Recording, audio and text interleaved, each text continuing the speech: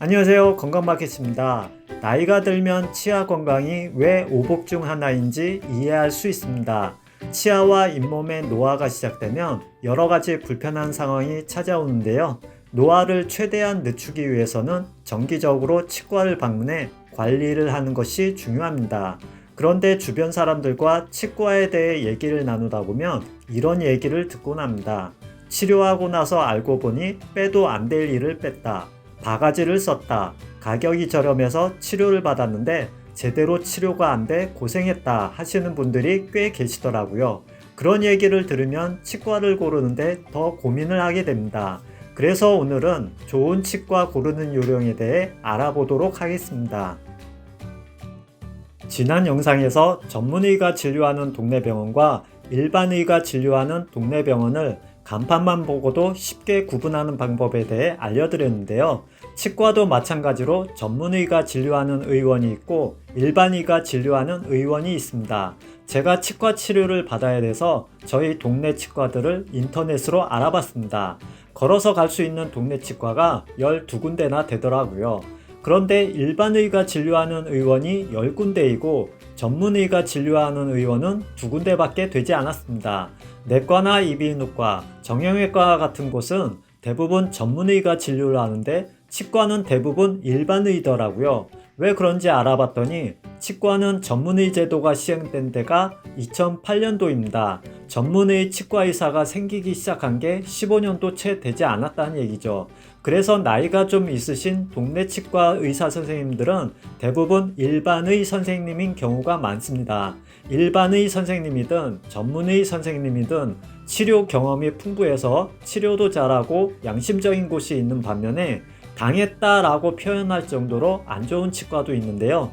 어떻게 하면 안 좋은 치과를 피하고 좋은 치과를 고를 수 있을까요? 첫 번째로 최소한 3군데 이상의 치과를 방문해서 서로 비교하는 것을 권장드립니다. 단 치과를 방문했을 때는 검진만 하러 온 거라고 확실히 의사 표현을 하시기 바랍니다. 치아 상태가 어떤지, 치료 계획은 어떻게 되는지, 또 치료비는 얼마인지 설명을 잘 들으신 후에 3군데 중 마음이 더 가는 쪽으로 고르시면 됩니다. 두 번째는 의사 선생님이 직접 잘 설명해주는 치과를 선택하세요. 의사는 치료만 하고 진료 내용과 앞으로의 치료 계획을 의사가 아닌 직원이 해주는 곳이 있습니다. 환자 입장에서는 직원이 얘기해 주는 것보다 의사 선생님이 직접 얘기해 주는 것이 더 안심되고 신뢰가 갈 것입니다.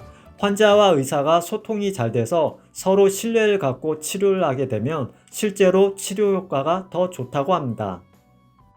세 번째로 치료를 강요하는 치과는 피하세요.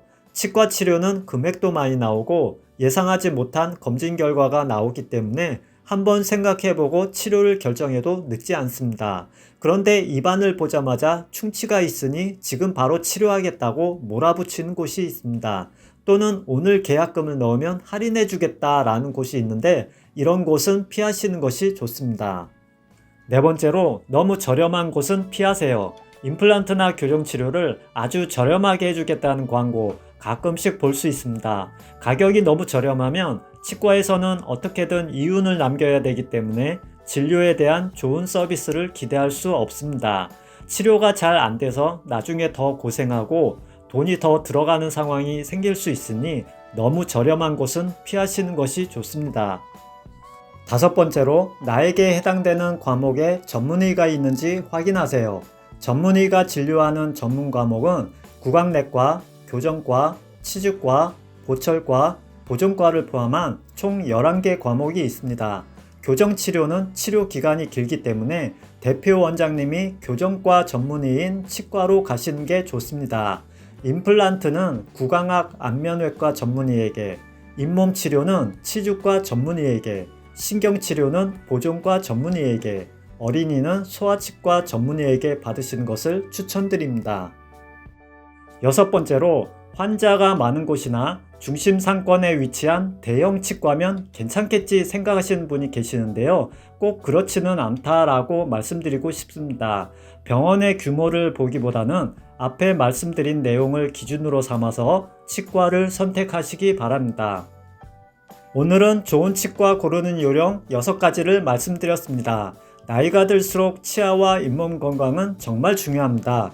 잘 관리하기 위해서는 정기적으로 치과를 방문하시는 거 잊지 마시고요. 나에게 맞는 좋은 치과 고르셔서 건강하고 활기차게 생활하시기 바랍니다. 오늘 영상 도움되셨다면 구독과 좋아요 부탁드립니다. 저는 더 유익한 정보로 찾아뵙겠습니다. 건강하세요.